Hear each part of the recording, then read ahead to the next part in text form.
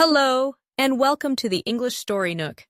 We are so glad you are here to learn English with us through another exciting story. In this exciting episode, you will learn about what happens when a very private conversation is accidentally shared with a huge audience.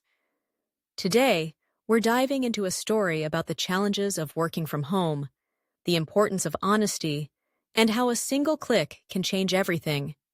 Before we dive in, if you enjoy our stories and want to support what we do, please give this video a like, subscribe to the channel, and consider buying us a coffee on Ko-fi. There's a link in the description below. Every like, subscription, and small contribution helps us keep creating great content for English learners like you. Let's get started.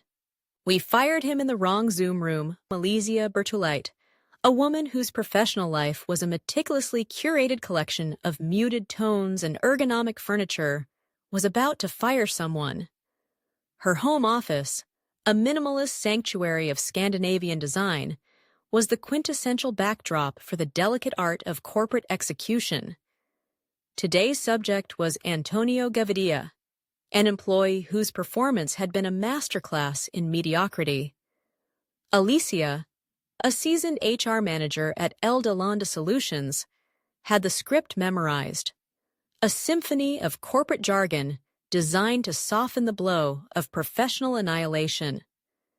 She smoothed down her silk blouse, took a sip of lukewarm chamomile tea, and clicked Start Meeting. Antonio's face materialized on the screen, a pixelated mosaic of anxiety. He was in his dimly lit living room, a stack of comic books visible over his shoulder. Alessia offered a practiced, empathetic smile. "Antonio," she began, her voice a soothing balm of corporate compassion. "Thank you for joining me. This is never an easy conversation to have." She launched into the script, each word a carefully chosen stepping stone across the river of awkwardness. She spoke of restructuring, of synergies, of aligning skill sets with strategic priorities. It was a verbal dance she had perfected, a performance of professional grace. "And so," she concluded, her voice dropping to a somber, respectful whisper, "we've made the difficult decision to terminate your employment. Effective immediately." The words hung in the digital air, a death sentence delivered via fiber optic cable. But instead of the expected silence, the stunned acceptance, the digital void was filled with a sudden, shocking cacophony of sound. A collective gasp, a chorus of surprised whispers, and a single, booming, "What?" that seemed to shake the very foundations of the internet. Alicia's blood ran cold. Her eyes darted to the participant list, a scroll of names that stretched into the digital horizon. Dozens of them, hundreds even. A horrifying realization washed over her, a tidal wave of professional shame. She had opened the wrong Zoom link. This wasn't a private, one-on-one meeting. This was the company-wide all hands, a virtual gathering of every single employee at El Delonde Solutions. She had just fired Antonio Gavidia in front of the entire company. The chat window exploded, a torrent of digital commentary. Emojis of wide-eyed shock and popcorn-eating glee flooded the screen. Memes began to circulate, featuring Antonio's stunned face photoshopped onto the bodies of tragic heroes and reality TV contestants. It was a masterclass in digital schadenfreude, a public execution for the modern age. Alessia's boss, Marcino Al-Shahed, his face a mask of stoic disbelief, remained silent, his inaction a condemnation in itself.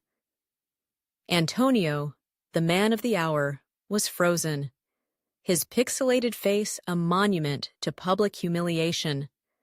The gaffe went viral, a digital wildfire that consumed the company's Slack channels and spread to the far corners of the internet. Alicia became an overnight celebrity for all the wrong reasons, the star of 1,000 memes, the subject of a dozen think pieces on the perils of remote work. She was bombarded with messages, a deluge of sympathy, mockery, and unsolicited career advice. She tried to apologize to Antonio, to offer some semblance of human decency in the face of this digital disaster, but her messages went unanswered. The company's stock, in a moment of cosmic irony, took a small but noticeable dip, a testament to the financial consequences of a single errant click. The incident became a case study in what not to do in HR, a cautionary tale for the ages. The ubiquitous nature of the blunder meant there was no escaping it.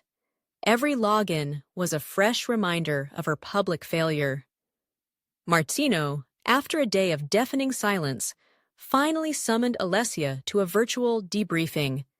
The meeting was a masterclass in corporate doublespeak, a verbal ballet of blame and absolution.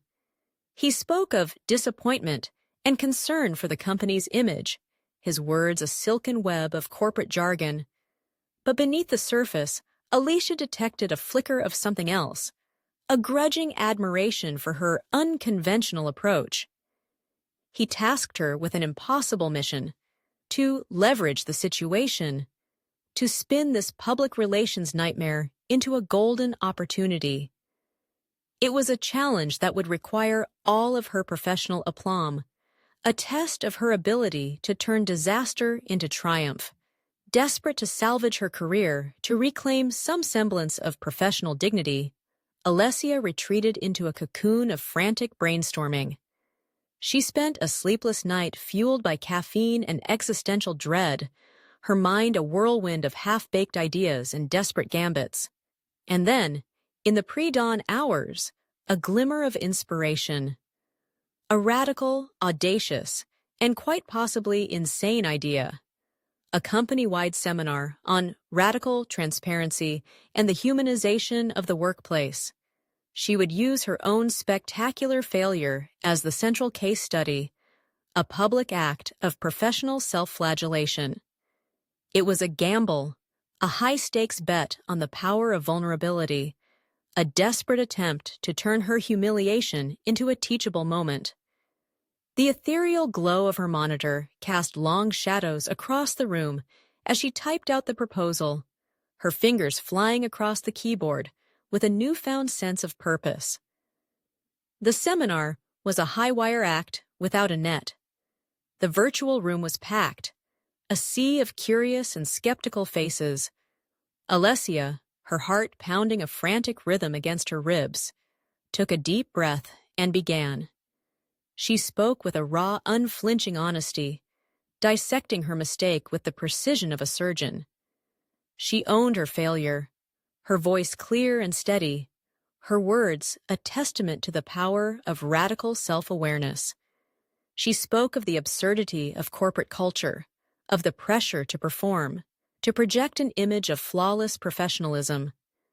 The audience, initially hostile, began to thaw, their skepticism replaced by a grudging respect. The quintessential moment of the presentation came when she put up a slide with a single, powerful question. What if we stopped pretending to be perfect? The turning point came from an unexpected source.